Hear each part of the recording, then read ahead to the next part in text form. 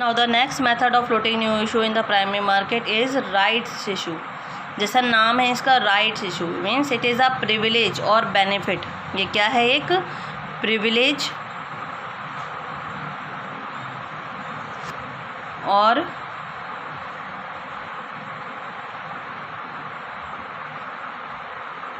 you can say that privilege or benefit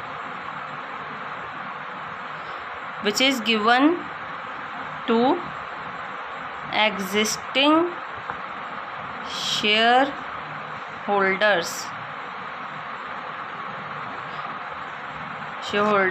to subscribe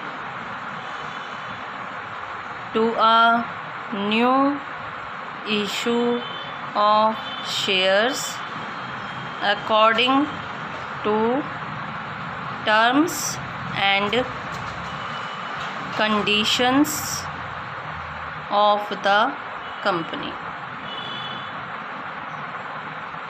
means कि company अपने existing shareholders को ये right देती है, ये प्रिविलेज देती है, ये बेनिफिट देती है कि जब भी कंपनी अपने नए शेयर इशू करती है तो सबसे पहले वो ऑफ़र करती है अपने एग्जिस्टिंग शेयर होल्डर्स को कि वो उन शेयर्स के लिए सब्सक्राइब कर सकते हैं, अप्लाई कर सकते हैं according to terms and conditions of the company.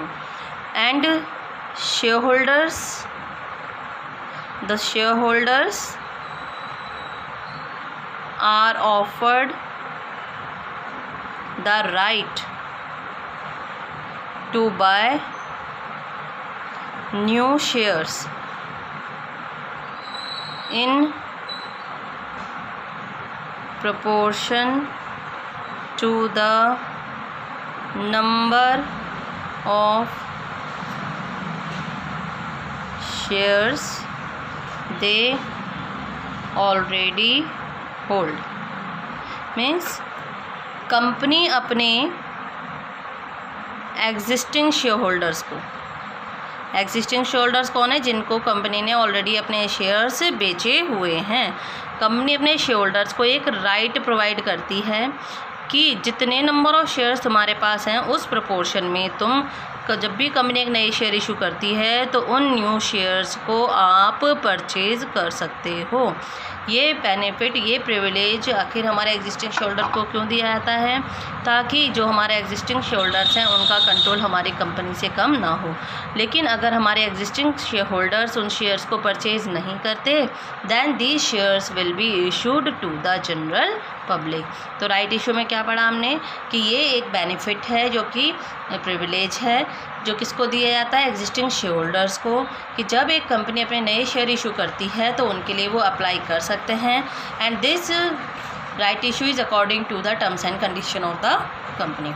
And shareholders को ये राइट दिया जाता है कि वो कंपनी के नए शेयर इशू परचेज कर सकते हैं, खरीद सकते हैं in the proportion of number of shares they already hold. इससे रिलेटेड 1 मार्क्स का क्वेश्चन भी आपसे पूछा जाता है कि कितने नंबर ऑफ़ शेयर्स हमारे एग्जिस्टिंग शेयर होल्डर्स परचेज कर सकते हैं in proportion of the number of shares which they already hold. Now the last method of floating new issues in the primary market is EIPO. EIPOs. E means electronic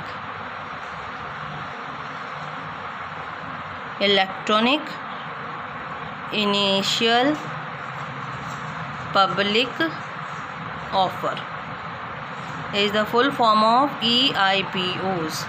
E means electronic, I means initial, P means public, O means offer. Initial public offer. इसका मतलब क्या है? Initial public offer, electronic initial public offer का कि एक company अगर public से funds raise करना चाहती है by using online system of stock exchange तो उसे स्टॉक एक्सचेंज के साथ एक एग्रीमेंट साइन करना होता है. इसी को हम कहते हैं इलेक्ट्रॉनिक इनिशियल पब्लिक ऑफ़र. या हम कह सकते हैं जब एक कंपनी अपने शेयर्स को इशू करती है किसके through? By using issue shares by using electronic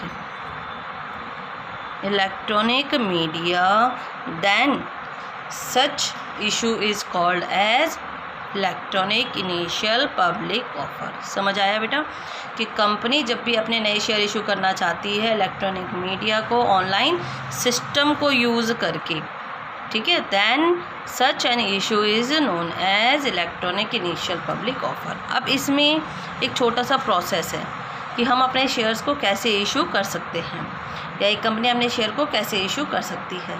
सबसे पहले जो भी कंपनी अपने शेयर्स को इशू करना चाहती है उसे क्या करना पड़ता है, a company has to enter into an agreement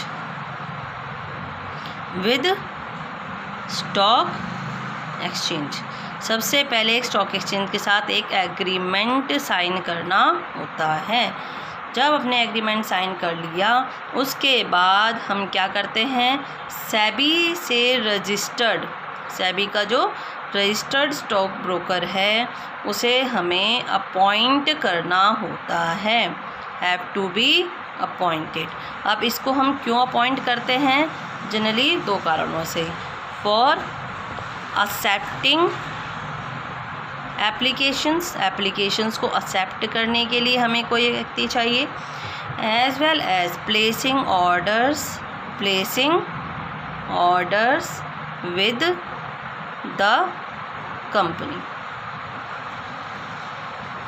तो क्या है, जब भी एक कंपनी अपने न्यू शेयर्स को इशू करना चाहती है बाय यूजिंग ऑनलाइन सिस्टम, तो सबसे पहले उसे एक एग्रीमेंट साइन करना होता है स्टॉक एक्सचेंज के साथ, फिर उसे सेबी से रजिस्टर्ड स्टॉक ब्रोकर को अपॉइंट करना है।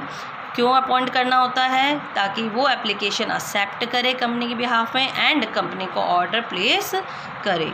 इसके बाद जब हमने रजिस्टर्ड स्टॉक ब्रोकर को अपॉइंट कर लिया, देन जो कंपनी अपने शेयर्स इशू करना चाहती है, तो जो हमारी इशूअर कंपनी कौन हुई, जो कंपनी अपने शेयर्स इशू करना चाहती है, उससे एक और पर्सन को अपॉइंट करना होता है, शुड ऑल्सो अपॉइंट, किसे अपॉइंट करना होता है यहाँ पर, रजिस्ट्रार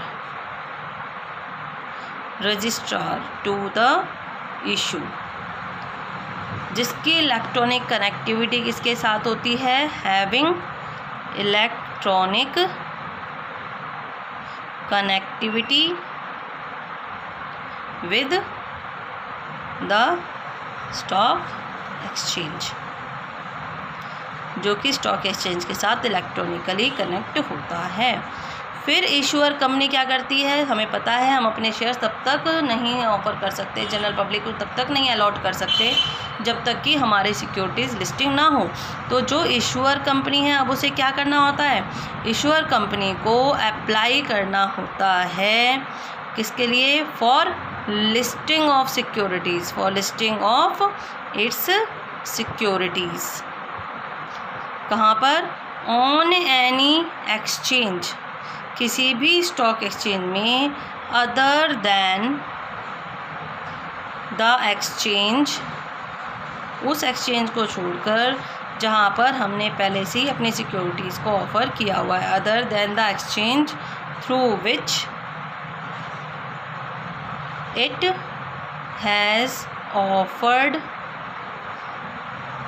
इट्स सिक्योरिटीज़, जहाँ उसने अपनी सिक्योरिटीज़ को पहले से ऑफ़र किया हुआ है। उस स्टॉक एक्सचेंज को छोड़कर किसी दूसरे एक्सचेंज से हमें अपनी सिक्योरिटीज़ का लिस्टिंग यानी रजिस्टर्ड कराना होता है।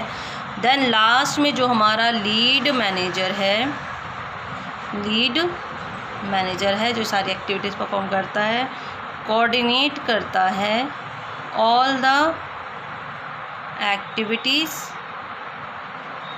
किसके बीच में हो रही हैं, among intermediaries who are connected with the issue। तो एक छोटा सा प्रोसीजर है, सबसे पहले कंपनी ने क्या किया, इलेक्ट्रॉनिक मीडिया के थ्रू जो भी कंपनी अपने शेयर को इशू करना चाहती है, एक एग्रीमेंट साइन करना है स्टॉक एक्सचेंज के साथ, सेबी का रजिस्टर्ड स्टॉक ब्रोकर अपॉइंट करना है, फिर रजिस्ट्रार अपॉइंट करना है जिनकी इलेक्ट्रॉनिक कनेक्टिविटी स्टॉक एक्सचेंज के साथ है, फिर इशूअर कंपनी को अप्लाई करना होगा अपनी सिक्योरिटीज़ को लिस्टिंग कराने के लिए किसी भी अदर स्टॉक एक्सचेंज में जहाँ पर उसने पहले भी अपनी सिक्योरिटीज़ को ऑफर किया हुआ है। लास्ट में जो लीड मैनेजर है वो कोऑर्डिनेट करेगा सारी activities which are among the intermediaries connected with the issue।